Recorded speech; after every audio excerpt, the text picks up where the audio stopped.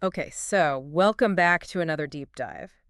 Today we're going to be talking about something that's been generating a lot of buzz lately, especially, I'm sure, for a lot of you listening. Yeah, definitely. There's been a lot of chatter about it. And that's this whole second migration of Pi coins to the mainnet. A lot of folks are seeing it happening and they're wondering what's going on. Right. Some people are seeing their friends' Pi coins moving over, and they're like, hold on, what about mine?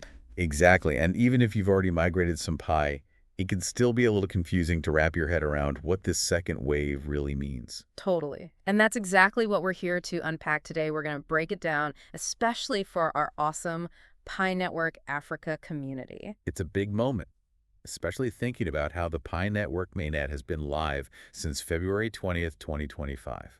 Yeah, so we're kind of a few weeks into it now, and I think there's a lot of, kind of questions and anticipation. So in this deep dive, we're going to try to answer, what is this second migration? Why is it happening now? And most importantly, what can you do to be prepared? I think that's the key, right? Having the information and knowing the steps to take. Because for a lot of people, this is their chance to finally see those Pi coins they've been mining actually on the mainnet. It's exciting. For sure. So maybe let's just start right at the beginning. When we talk about a second migration, what does that even mean? Is it a complete reset? Good question. It's not like they're starting over from scratch, right? It's Yeah. more like a continuation, a really focused effort to get even more pioneers who've already been KYC verified onto the mainnet with their coins. Okay, so it's building on that first migration. Remind us, how did that first one go? The first migration was a big success. By January 2024, they had already moved over 9 million Pi coins. And their goal was to hit 10 million before the open network launch, which, as we know, happened in Q1 of 2025. Right, right. But even with all those migrations, there were still quite a few people left waiting, weren't there? Definitely. By December 2024, there were something like 18 million people who'd completed KYC, Wow. but only about 8 million had actually had their Pi moved to the Mainnet wallet. So, there's a pretty big gap there. Yeah. And that's part of what makes this second migration so important, trying to close that gap and get everybody who's eligible on board. Makes sense. So is it fair to say then that this second phase is like specifically trying to address whatever issues or roadblocks might have prevented those initial migrations for some people? Yeah, I think that's a big part of it. We saw a lot of people whose coins were returned after that initial 14-day pending period, Oh, right. often because, some security rule got triggered. And it seems like this second migration is really focused on clearing those kinds of situations up. I see. So it's like a cleanup phase in a way? Yeah, kind of. And it's moving pretty fast, too. I've seen reports of something like 200,000 migrations happening every single day, which is, pretty impressive. Wow, 200,000 a day. That is moving.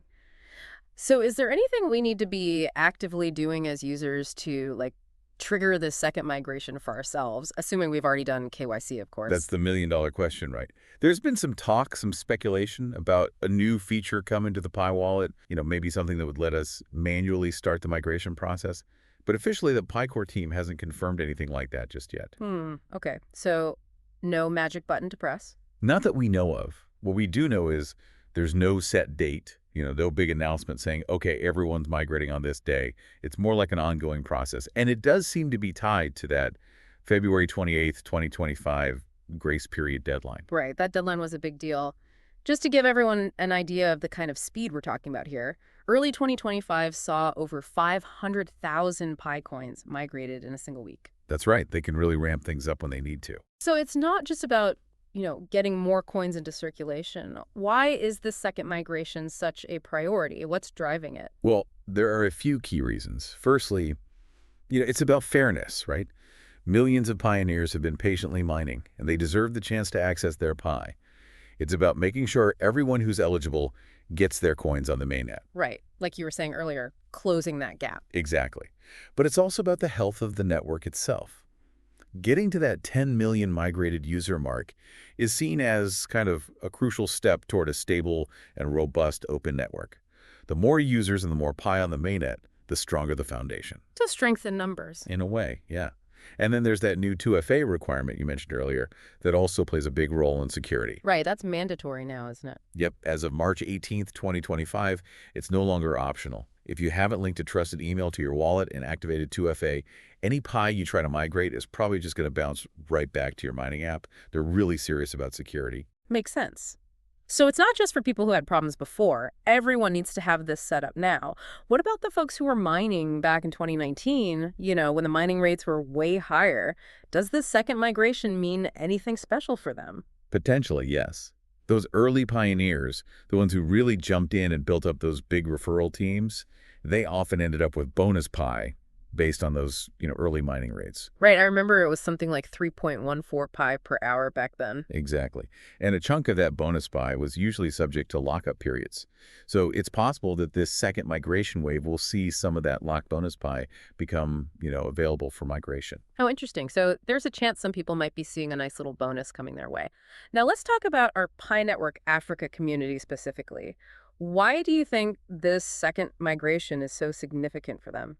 One of the really unique things about Africa is just how widespread mobile phone use is. I mean, in a lot of places, it's over 90% penetration. That's huge. It is. And that creates a really interesting opportunity for Pi, to become a truly accessible and practical digital currency for everyday use.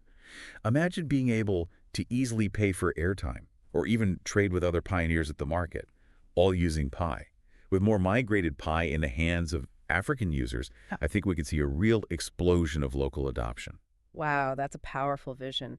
So, for our listeners who are eager to get their Pi migrated, what are the absolute must-do steps right now? First and foremost, make absolutely sure you've completed KYC. Can't stress that I enough. know it sounds obvious, but it's crucial. Over half of pioneers worldwide have done it. So if you haven't, go to the KYC section in your Pi browser app, submit your ID, do the liveness check, and get it done. And that 2FA we talked about. Right, don't forget that. Go to your Pi wallet settings, link a trusted email address, and activate 2FA. I can't emphasize enough how important that is now. Got it. What else should people be checking? Take a good look at your Mainnet checklist in the app. All 8 steps need to be marked complete, showing green. Pay special attention to Step 3, confirming your Pi wallet address, and Step 6, signing the Mainnet transfer agreement. If those aren't done, your migration is going to be stuck. Noted. Now, there's been some chatter online about a potential second liveness check. Any truth to that? Yeah, there have been some whispers on X about that. It hasn't been officially confirmed by the Pi Core team, but it's definitely something to be aware of. Just in case, I'd say make sure your phone camera's working properly and you remember how the liveness check works. Better safe than sorry. And in terms of timelines, should people expect this to be instant? What's realistic? Honestly, patience is still key here. Even though they've sped things up, you could still be looking at a wait of a few weeks. I even heard a story about someone who waited 18 months during the first migration. Oh, wow. So just manage your expectations. Keep mining daily, stay active, and it'll happen. Oh, and for those who had their coins returned after 14 days, try reconfirming your wallet details in the app. Some people have said that helped trigger the migration again. Worth a shot. So let's say everything goes smoothly and your Pi is on the mainnet. What can you actually do with it right now? That's the exciting part. Once your Pi is on the mainnet, you're opening up a world of possibilities within the Pi ecosystem. There are already apps and platforms where you can use Pi to buy things, mobile data, airtime, even groceries in some places. And of course, there's peer-to-peer trading, where you can exchange Pi for cash with other pioneers. Prices vary, of course, but on exchanges like OKX, Pi is currently trading at around $1.02. And we're seeing real activity already. The daily trading volume for Pi is about $1.2 million right now. That's not insignificant. Not at all. And with the open network coming soon, that's only going to go up. Think about the potential for things like smart contracts and apps. That's going to bring in even more ways to use and interact with Pi. Okay, so bottom line for our listeners in the Pi Network Africa community, why is this second migration their moment? For our amazing African community, this is a chance to be at the forefront of a truly global movement. Think about it. With so many people already using mobile phones, the widespread adoption of Pi is a real possibility. This could be a game changer, a way to access financial services and opportunities that were never available before. Stay informed, prepare for your migration, and get involved in the ecosystem. This is your moment to shape the future of Pi in Africa. Couldn't have said it better myself. So summing it all up, this second migration is a huge step for a lot of people. Absolutely. It's time to take action. Finish your KYC, set up 2FA, and triple-check your Mainnet checklist. Those are the keys to success. And for those who want even more information, make sure to check out the Pi Network Africa Community YouTube channel. They've got tons of great content and breakdowns. And to stay up to date on the latest news and connect with other pioneers, join their X community. We'll leave all the links in the pinned comment below. Keep mining, keep learning, and keep pushing forward. We're all in this together. And one last thought for you to ponder.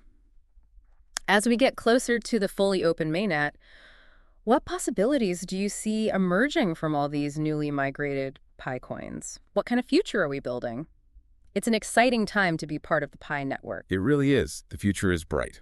On that note, thanks for tuning in to the Deep Dive. We'll catch you next time. See you then.